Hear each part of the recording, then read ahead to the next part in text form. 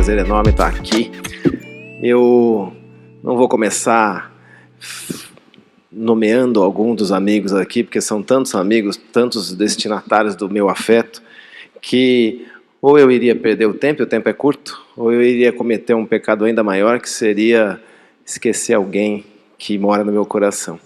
Então eu preferi hoje inverter e fazer uma homenagem a quem não está aqui, e que foi muito importante para o IBDFAN, e especialmente para mim, como Zeno Veloso, como Sérgio Marques da Cruz Filho e como Antônio Couto.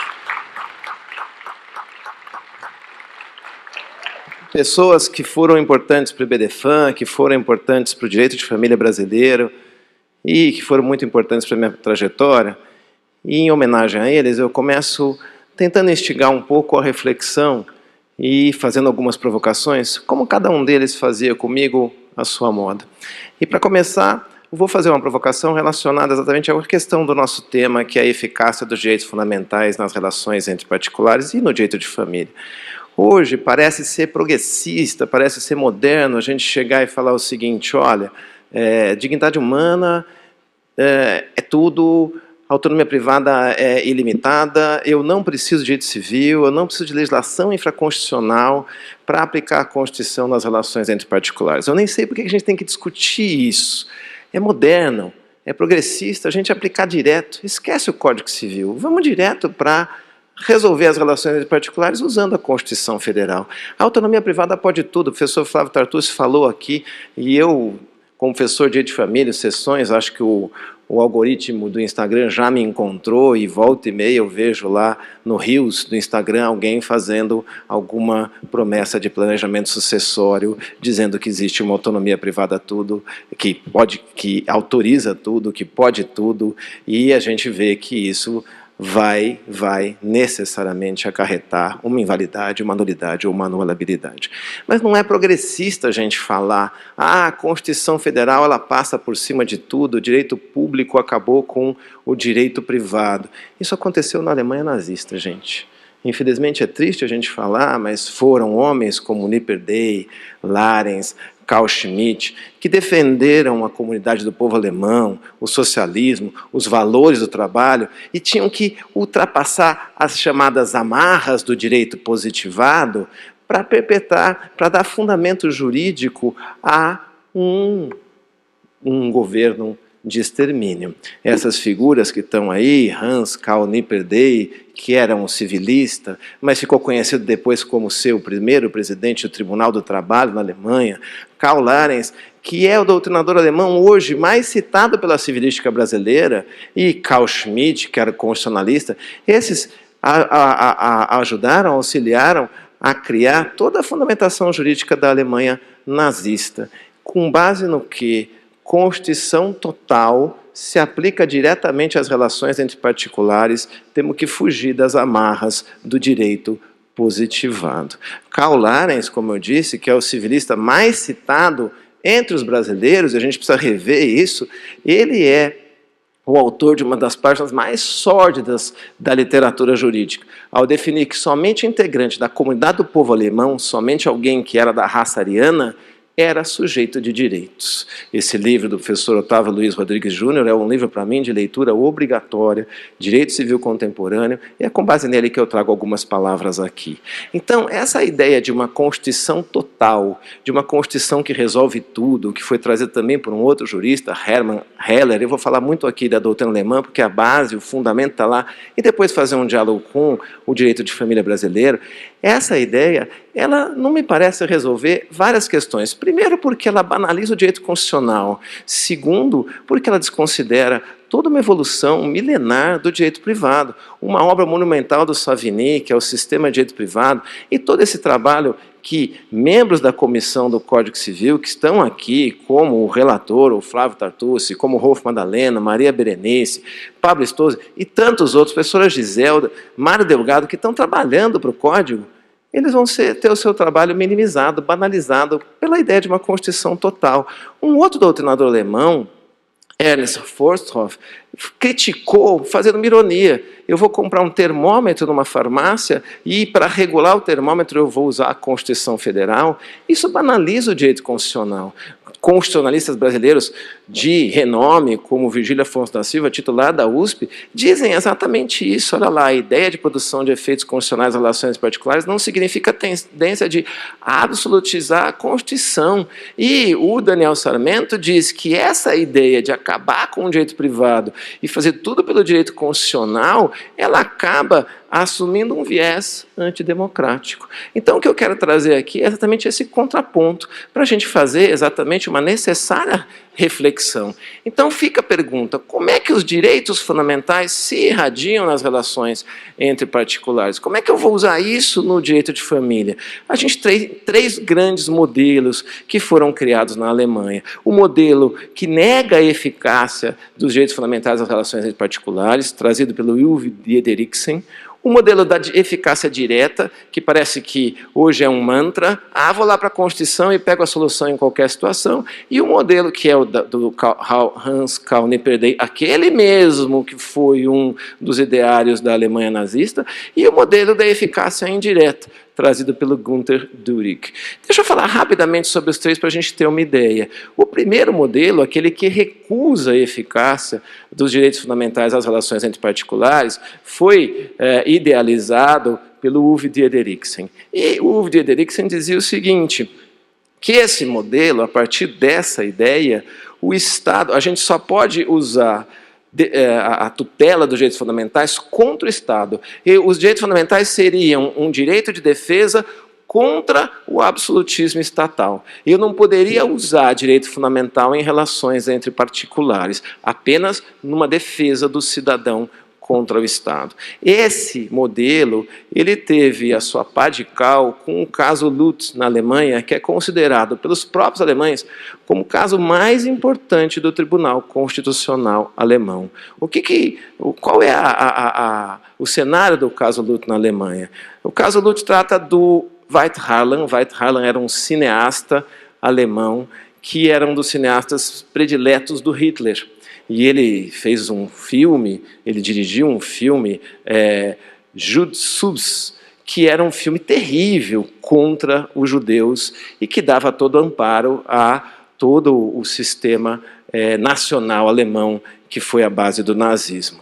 E depois do fim da guerra, ele não foi preso, ele sofreu um processo, acabou não sendo preso, etc. e tal, e dirigiu um outro filme. O Lutz, Eric Lutz, que dá nome ao caso, ele instaurou um boicote, iniciou um boicote contra o Veit Harlan. Foi o seguinte, esse sujeito não pode estar aí filmando desse jeito, vamos boicotar o filme dele. E isso chegou ao Tribunal Constitucional alemão, que pela primeira vez decidiu o seguinte, não, o Lutz tem sim o direito à sua liberdade de expressão e à sua liberdade de opinião. Isso hoje que é tão arraigado e tão tranquilo para a gente, naquele momento foi uma decisão paradigmática, foi uma decisão emblemática. Por quê? Porque foi a primeira vez que o Tribunal Constitucional alemão decidiu pela aplicação de um direito fundamental entre particulares e não pela aplicação do direito fundamental contra o Estado. Era o Lutz contra o Veit Harlan, duas pessoas, direito privado. E esse é um marco no sistema jurídico alemão, e nesse tema que nós estamos tratando da eficácia dos direitos fundamentais. Depois dele veio essa ideia de uma eficácia direta, trazida pelo Nipperdey, que é um daqueles que eu mostrei para vocês. Olha, a Constituição se aplica diretamente, eu não preciso de norma infraconstitucional, vários os fundamentos, o fundamento da ordem jurídica geral é a dignidade humana, o direito privado integra a ordem jurídica constitucional, então eu posso aplicar diretamente, se eu posso aplicar contra o Estado, eu tenho que aplicar contra o cidadão, e basicamente eu acabaria com o direito privado, eu precisaria apenas do direito público. Existe uma reação a essa tese, que é exatamente criada pelo Günter Dürig, que é da eficácia indireta dos direitos fundamentais nas relações entre particulares. A partir delas, eu tenho um sistema. E esse sistema tem que ser preservado. Nós não temos uma Constituição total que trata da compra do termômetro, que trata da compra de um parafuso. Eu tenho todo um sistema infraconstitucional que, obviamente, está subordinado à norma constitucional, mas que se destina a regular as relações entre particulares. E esse sistema, no direito privado, obviamente, tem como seu grande vetor o Código Civil. Então, aqui nós temos que os direitos fundamentais têm incidência nas relações privadas por meio das portas de entrada no direito privado, que são as chamadas cláusulas gerais. E aí vem a pergunta, João, você falou da Alemanha, e Brasil, e direito de família? Vamos dizer que o João Aguirre é contra aplicar a Constituição nas relações particulares? Não, não é isso que eu estou querendo dizer. O que eu estou querendo defender é um sistema de eficácia indireta fraca das relações de direito fundamental nas relações entre privados. O que significa isso? Em regra, eu vou seguir o sistema. Em algumas situações, eu estou autorizado, excepcionais, eu estou autorizado a aplicar diretamente a Constituição. Quando é que eu vou seguir o sistema? Quando eu tiver o nosso sistema está pautado por princípios, que são regras de conduta que estão ou não positivadas no sistema normativo e carecem de concreção, as cláusulas gerais, que são normas orientadoras dirigidas ao juiz sob forma de diretriz, exemplo clássico, a cláusula geral da boa-fé objetiva, que está no artigo 113, no artigo 187, no artigo 422 do Código Civil, o artigo que trata do abuso de direito, por exemplo, o 187, ou o 422, que trata da boa-fé nas relações contratuais, são cláusulas gerais formadas por conceitos indeterminados. Os conceitos determinados estão geralmente formados por essa estrutura substantivo, objetivo, boa-fé, justa causa, a gente pode falar em bons costumes, e esses conceitos vão ser determinados no caso concreto a partir da atuação do juiz.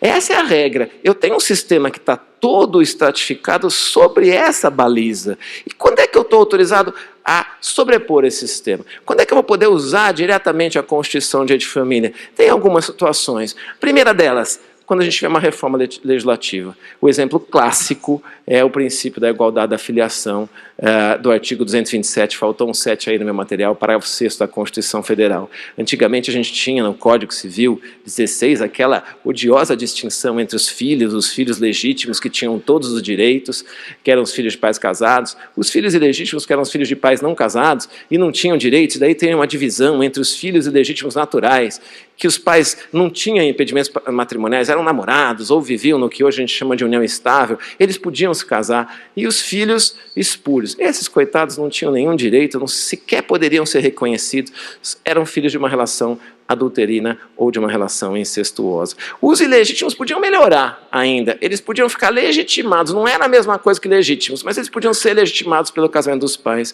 Veio a Constituição Federal e rompeu.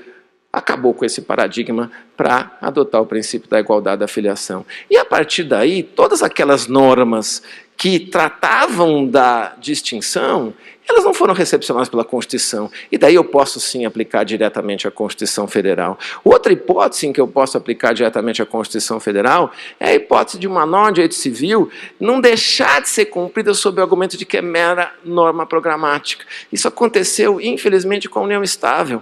Quando a Constituição Federal foi promulgada em 5 de outubro de 88, reconhecendo no parágrafo 3º a união estável como entidade familiar, um grande movimento contrário ao reconhecimento da união estável criou várias teses para tentar que ela não fosse reconhecesse. A tese que ganhou força foi aquela, olha, a norma do parágrafo 3º do artigo 226 não é auto-aplicável. Eu preciso de uma lei infraconstitucional para aplicar. Então, os juízes não reconheciam a união estável até 94. Eu lembro que eu era estagiário, tinha cabelo naquela época, o Marcelo Truzzi fala que eu nunca tive, mas eu, em algum momento na vida eu tive, e daí eu entrei em 92 com uma ação de reconhecimento, eu era estagiário do meu pai, entrei com uma ação de reconhecimento de união estável na vara da família do Fórum Central de São Paulo. O juiz se julgou incompetente sobre esse fundamento.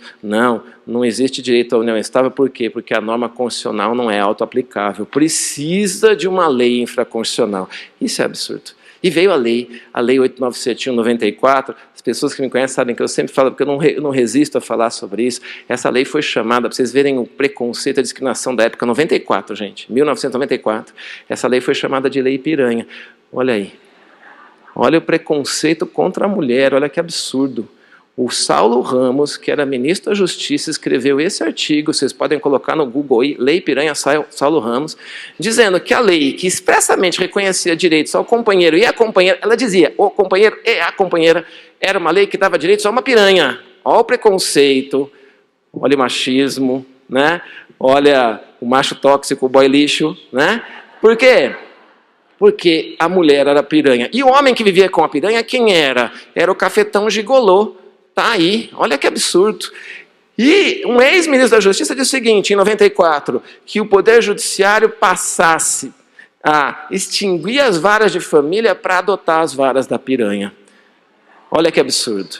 E aí eu faço o link, terminando o meu tempo, com a última hipótese que eu queria trazer para vocês, que a gente também pode defender a eficácia direta dos direitos fundamentais nas relações particulares, que é a intervenção dos tribunais, a necessária intervenção dos tribunais quando houver lacuna legislativa. E a gente tem visto isso hoje quando a gente fala das questões de gênero. A gente tem visto nesse elogioso, louvável, digno de todas as loas, todos os elogios, protocolo para julgamento com a perspectiva de gênero. Por quê? Porque a igualdade substancial entre os gêneros ainda está muito distante. E como dizia o Conrad Hesse, a Constituição Federal não é um mero pedaço de papel, ela é uma norma jurídica, e como norma jurídica nós temos que trabalhar para que essa igualdade material e substancial entre os gêneros seja alcançada. E como norma jurídica, nós temos que trabalhar para que projetos deploráveis, odiosos, e se Deus quiser, natimortos como este, que afasta o casamento entre pessoas do mesmo sexo, sejam extintos e que a gente consiga fazer valer os princípios da nossa norma constitucional e aí sim velar pela dignidade da pessoa humana. Muito obrigado.